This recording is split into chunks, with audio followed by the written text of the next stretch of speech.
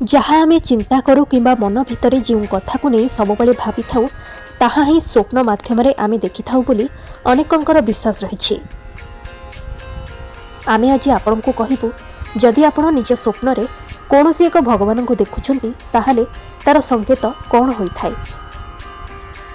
से संकेत शुभ होइथाय ना अशुभ होइथाय। बहुत जन भावती जे स्वप्न देखिले ताहा पूर्ण हेबा एहा एकदम मिछ।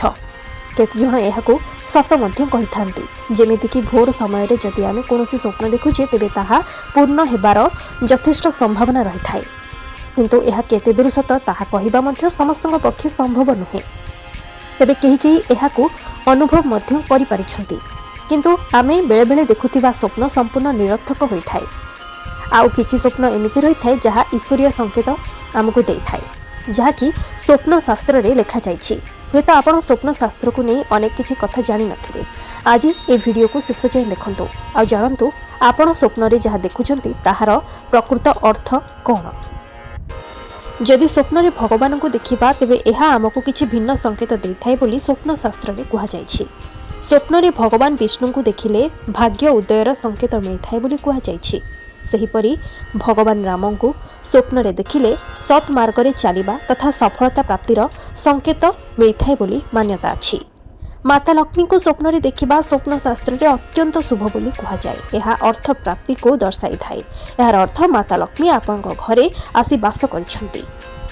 प्रभु हनुमान को स्वप्न रे देखिबा माने भय एवं कष्टर दूर तथा शत्रुतार मुक्ति पाइबार सूचना देइथाए।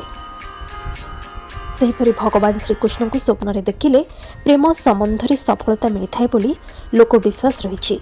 सेहीपरि दुर्गा मां को स्वप्न रे देखिबा माने सुस्वास्थ्य एवं माता सरस्वती को स्वप्न रे देखिबा अर्थात शिक्षा क्षेत्र रे सफलता पाइबार संकेत मिलिथाय बोली स्वप्न शास्त्र रे लिखा जाइछि। जदि आपण को स्वप्न रे शिवलिंग देखंती तेबे एहा एक शुभ संकेत। शिवलिंग देखिबार अर्थ हेउछि असुविधारू मुक्तिर संकेत। एभली संकेत सेतेबेले मिलिथाय जेतेबेले आपण दीर्घ समय धरि एक जटिल समस्या सहित संघर्ष करुछंती। जेतेबेले शिवलिंग को स्वप्न रे देखा जाए ताहाले परदिन शिव मंदिर को जातु एवं शिवलिंग रे जलाभिषेक अथवा दुग्धाभिषेक करंतु। बेलपत्र एवं दुदुरा फूल आदि शिवलिंग रे अर्पण करंतु। जदि स्वप्न रे भगवान शिव को आपण तांडव करुथबार देखुथांती तेबे ताहा आपणक पई शुभ संकेत नुहे। एहार परदिन आपण तुरंत मंदिर जातु एवं भगवान शिव को दर्शन करंतु। शिवंक तांडव एक अपारगतार प्रतीक एवं जदि आपण एहाको निज स्वप्न रे देखंती तेबे बुझि नियंतु जे आपण किछि असुविधार सम्मुखीन हेबाकु जाउछंती एवं कोनोसी कार्य रे असफलता पाइबाकु जाउछंती। सेहीपरि अर्थ संकट विवाद किंबा शत्रु मानकर वृद्धि मध्य होई पारे बोली जानतु। जेउ दिन आपण आपणक स्वप्न रे भगवान शिवंकर तांडव देखिबे परदिन सकाळे मंदिर को जाई भगवान शिवंक पूजा अर्चना करबा सह शिव चालीसा पाठ करी प्रार्थना करंतु जे से आपणको सबु असुविधार जेपरि मुक्त करदेबे। तेबे आज जदि आपण को यह वीडियोटी भल लगी तेबे एहाकु लाइक करंतु एवं खूब मात्रा रे शेयर करंतु। आजर यह खबरटी आपण को किभଳି लागिला मते कमेंट रे निहाती जणाइबे।